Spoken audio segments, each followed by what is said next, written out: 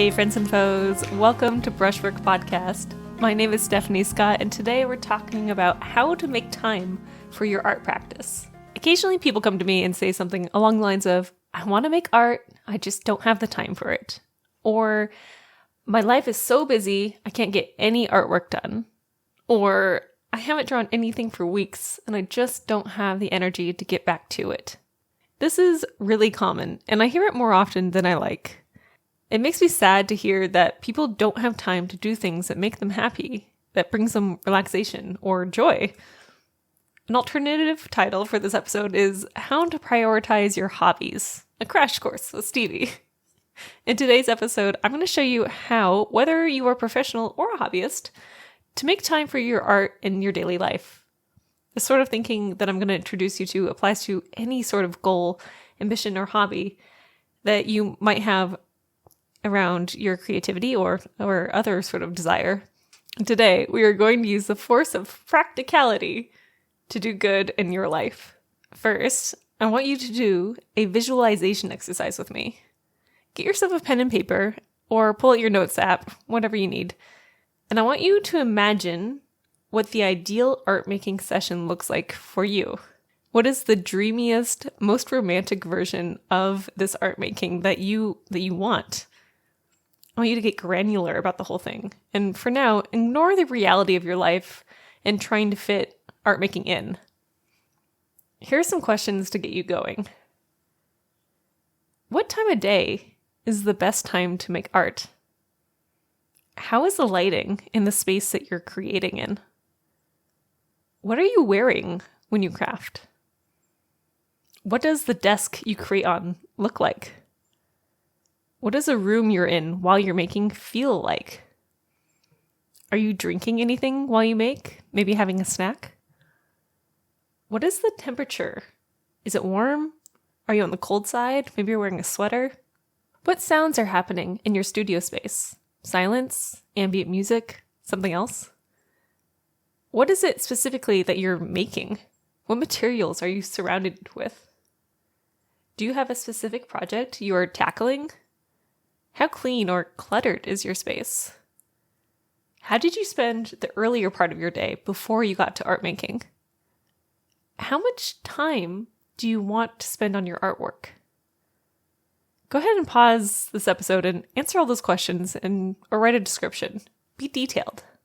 And if you want a list of these written out for you, they're in the show notes. Let me tell you my creative fantasy. It's early afternoon, around 1 or 2 p.m., and I've spent the morning talking to my clients and doing administrative work of my business. I've got a fresh pot of Earl Grey tea and a salty snack on my table by my computer. On the wall is a mid-sized painting in progress. My palette is clean, and there are brushes I'm using on my table that are ready to go.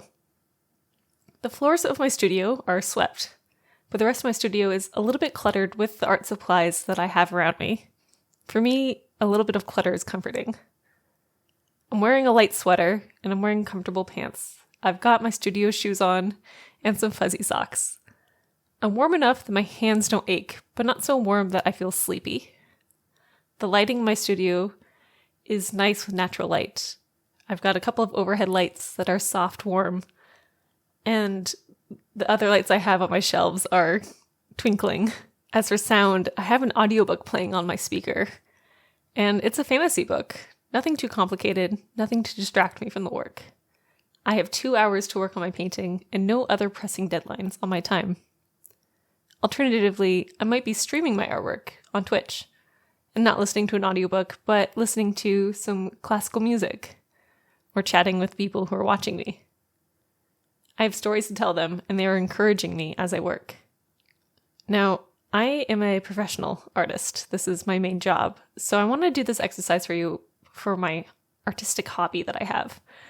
My hobby is really different than my art making job. I don't make money off of it. It is only for creative fun for my part. This is something I love to do with my hands, and I don't show people pictures of this. I don't post it online. If you see them, it's because you've seen them in person. My hobby is cross-stitching. My fantasy for the cross-stitching is to do it around 6 p.m. after I'm done working for the day. I've got a decaf cup of tea or maybe a hot chocolate by my side, and I'm sitting on the couch with a really great album on the radio. I'll have all my supplies out on a clean coffee table and my pretty thread cutting shears right next to me. I'm either alone or I'm with a friend who is also here to do a crafting with me. The cross stitch I'm making is to be a patch on a denim jacket that I've been decorating with other cross stitches for the past 3 years. My clothing is comfortable, and I have the world's best socks on. There is really great mood lighting in the living room that we're in. Lots of lamps, soft lighting, enough to see, but not enough to be bright. Not enough to remind me of work. I'll probably work on this project for about 30 minutes, and maybe longer depending on my mood or what my friend wants to do. So that's my fantasy for the hobby. I've gone through all the questions and I've been thinking about what would feel good to do this hobby. Like, what's the ideal? So now that you have yours written down, if you want to share them with me, I would love to hear them. You should send them to me on Instagram or leave them on a comment on my website. So now we've gotten our vision. And it's nice and it's beautiful and it's interesting. But the next question is, how do we make this a reality? The advice you don't want to hear, but I'm going to tell you anyways, is that you must make it a priority. When you tell me I don't have time to make art, I'm hearing I have not allocated time in my schedule to make art. I want to do it, but it's less important to me than other things. And look, that might be the truth. It might be less important than other things. You have responsibilities. You have work, you have children, you have people who need your time. And it's important that you recognize that. If you want to make more artwork, you have to prioritize it. You have to give it equal importance to something else that you're doing in your life. Since you are listening to this podcast episode, though, I'm assuming that you want to change your priority for your artwork, for your hobby, for your creative spirit. So I'm going to carry on as if you have chosen to make it a priority, to let it be important in your life. And let's move on to the second part of the exercise. Based off of what you wrote down in your first part of the vision, I want you to think about your art making and categorize how it feels to make it. There's no wrong answers here. This is to help you put art making onto your calendar in a way that makes sense, that's logical. Remember, we're using practicality here. Here's some questions for you to answer. Is your art something that is relaxing to make? Yes or no?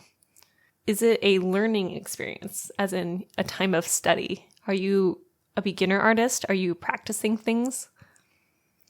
Is art making a social thing that happens only with other people, like me and my cross-stitching? Is it anxiety reducing? Does it make you feel energized? Describe it more, and from there, we're going to get specific. If you said it's relaxing, reduces anxiety, makes you feel calm, or has some sort of similar feeling, then art making should be going into a relaxation part of your schedule. If you said it's studious, or perhaps high focus, then this should go into a learning part of your schedule. If you said that the art only happens with other people, then this becomes a social thing. If this is an energizing aspect of your time, where when you make art you feel more energy, then keep that in mind for when you plan it in your days. If you feel like your art making is a cross of these things, categorize it as its biggest feeling. Now, I'm a professional artist, so for me, this is a job. But I also have a creative hobby, right? The cross-stitching. I don't sell this art. I don't promote it on social media. It's only for me. So this is how I would categorize it. Cross-stitching is a relaxing hobby that I can do alone, but I prefer to do while chatting with friends over coffee or listening to an audiobook. This is going to go into a relaxation category over a social one, but it might have some overlap. At this point, we have all the information we need to get art into our calendars, except for one. Where on the priority list of our lives does art making go? Again, this is my main job. I do art for a living. So for me, making art is a significant chunk of time in my day. But for my cross-stitching, I spend a fraction of my time on it. Part 3 of this exercise is to write out a list of all the things you must do in your normal week. Don't worry about the order of the things right now. You can rearrange it later. And feel free to pull out your calendar and look at the last 2 weeks to give you real details. Here are my priorities.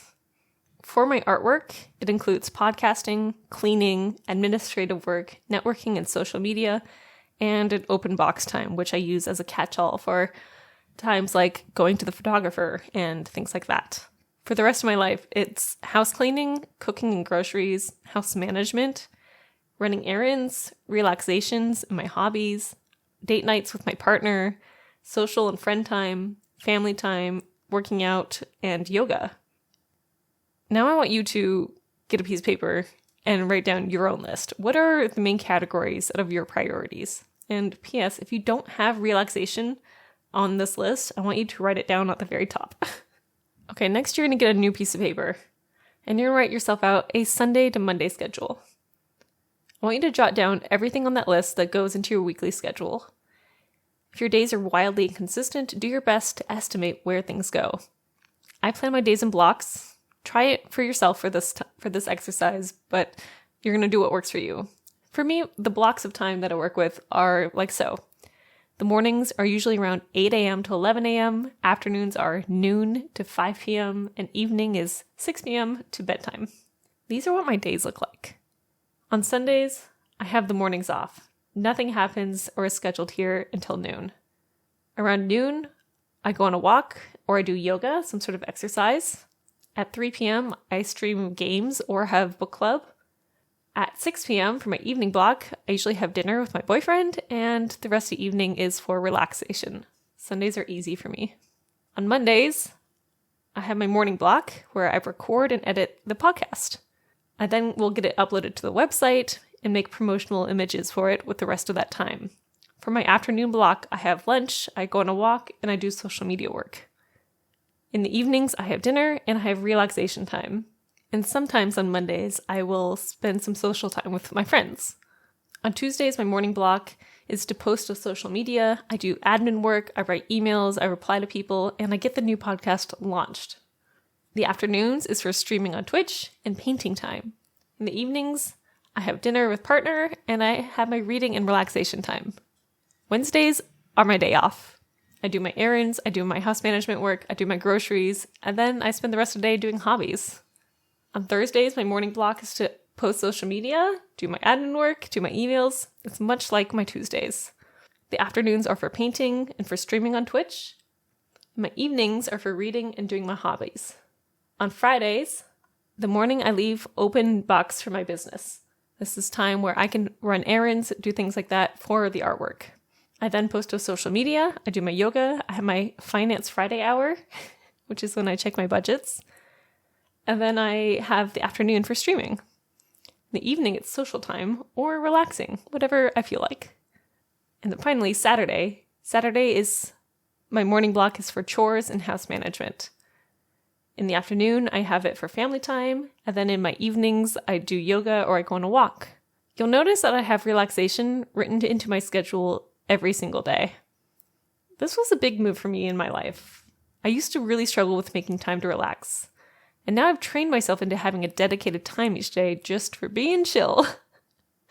Just for lowering my anxiety and doing my hobbies, like my cross-stitching. This is what I want for you. I want you to have time to relax and do your art in your schedule. Look at your calendar now and see if there is any time every single day where you can have time to relax or possibly make art. This could be 10 minutes. This could be an hour. This could be whatever you need. Some of you have much busier lives than I do, but we all have the same 24 hours. When I had you write down all of your priorities, I want you to put art into your priority list. When you implement it into a daily habit, when you implement that time into your life as it's not something you do when you have time, but you do it because you've made time for it, it gains importance and it gains power in your life. To make time for cross-stitching and reading and relaxing in my weeks, I had taken out 3 days a week of intense social media work. I consolidated time where I was working the mornings on it, and now I will do a 10-minute top-up on the days when I'm not writing up posts.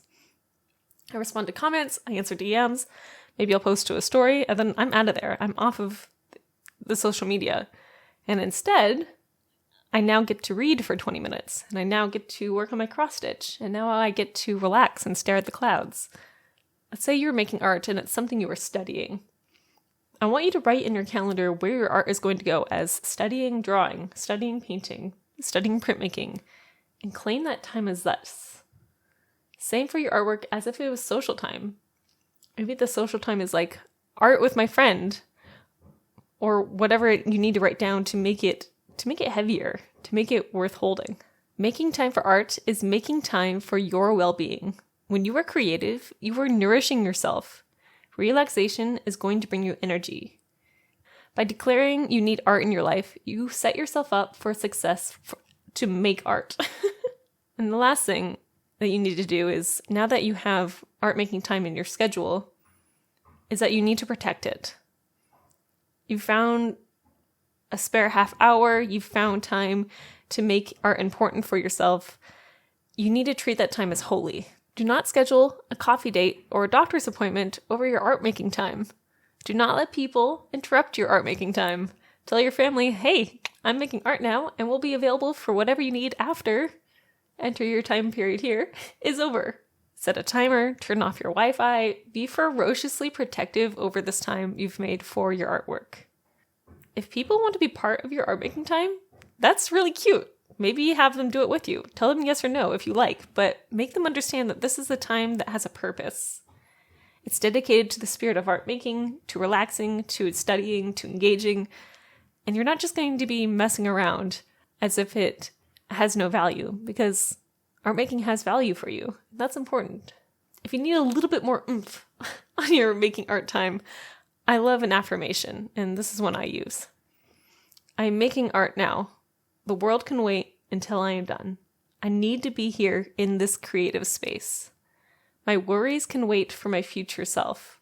I have everything I need to succeed. Good luck, my art making friends, and let me know if this advice helped you. If you want to further dive into the calendar system I just laid out, my friend Nicole Baker did a great episode on it recently, actually last year, and it's very in-depth, and it's changed the way I've made my artwork and my art business for the better. I'm going to link it in the show notes. I think you'll like it. Make good choices, everyone, and have a great day. Till next time, bye!